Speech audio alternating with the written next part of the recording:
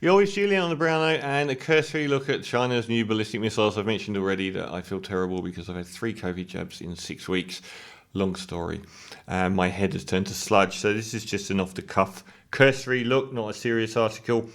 A new batch of orbital images of China have revealed an alarming development in the remote reaches of the superpower's sprawling landscape.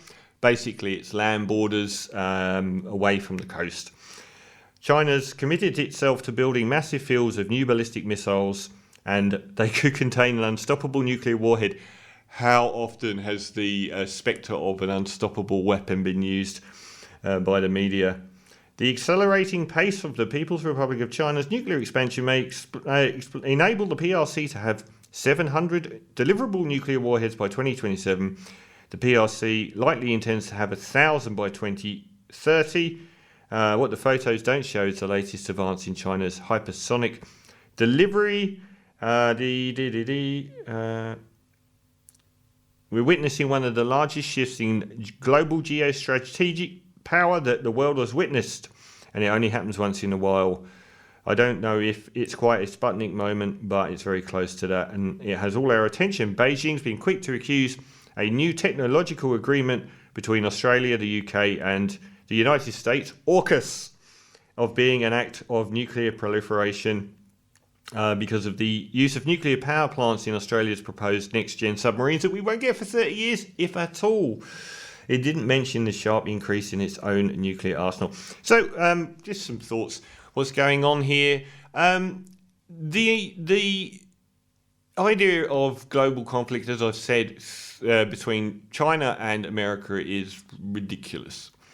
I have covered this a lot on the show, and it was ridiculous when it was America versus Russia, but the world's changed. The Russians and the Americans weren't economically linked like China and America are. Everyone is the economy is global now. It wasn't in the 1980s even. It's completely global. The biggest import market for America is China. The biggest export market for America is China. $500 billion a year. All the iPhones are made in China. China needs the money coming back to their country from America and from friendly countries to funnel its own growth, and it can't do without it. And the rest of the world has devalued the standard of living to an extent that we're all reliant on cheap goods from China. So there's no way that they're ever going to fight. The only prospect of a global conflict in the future, and it is a real one, are the 2 biggest dangers that we face, which is overpopulation and climate change, which are going to make food production the biggest flashpoint for the coming century. The ownership of land to grow food, which China has surreptitiously been doing for decades in places like Africa and throughout Asia and Australia, where they have been buying up lots and lots of farmland, arable land, to feed their people, because this is going to be an evolving world where less and less farmland is actually usable. So that is a source of consternation for the future. But the thing is, if you had a group of people fighting in the room over scraps of food, who's getting the food? The most powerful people in the room. So China and America aren't worried here. They know they're in the box seat. China, Europe, and America are the people best able to ensure that they get theirs when things get worse and worse and worse. So it isn't really a source of a flashpoint of war between these people. It's the rest of the smaller countries, the less powerful ones, that will be destroyed by this process. Not the rich ones, and the rich ones may use military force. And the second thing is, America's never been in danger.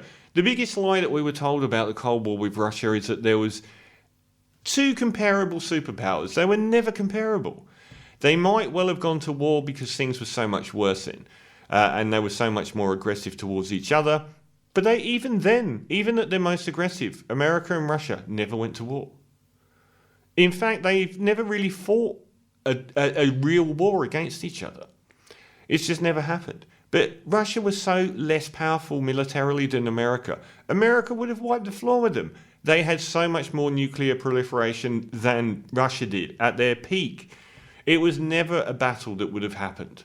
Both sides used it to maintain power over their own populations. Russia used it when they were the Soviet Union to put the spectre of America attacking them and them being as powerful as America as a method of control. America did the same thing with using the Soviet Union and the spectre of communism. There was never any truth to the fact that they would fight, and it wouldn't have been a fair fight. So even when they were at their most antagonistic, like China and America have never been, they still never fought. Now China, again, they might be a really big, powerful country. As an individual country, the second biggest economically in the world behind America, but America would wipe the floor with them militarily. They said they might have 1,000 nuclear missiles by 2030. America's reduced its stockpile from 10,000 to just under 4,000. That's a disparity here. They've got a few hundred, and America's got like 3,800. And America's military might is so much vaster than China's. It is ridiculous. So America not only has much bigger military might, but the way its military has developed as well. They have a navy which would obliterate China on its own.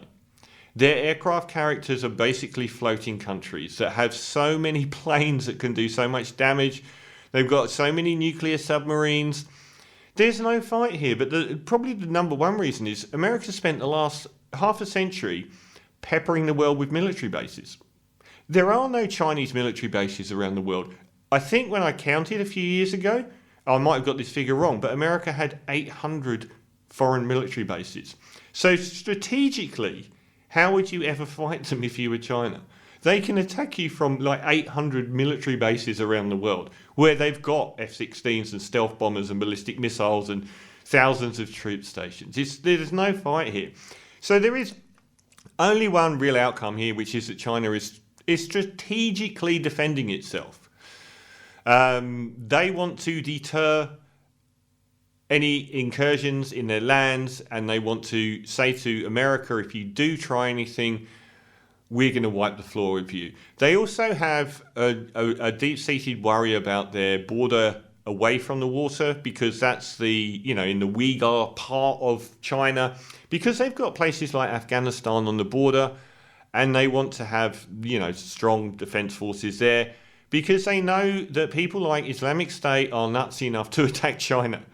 They know that they don't care at all. They will attack them, and they're surrounded by these Islamic countries.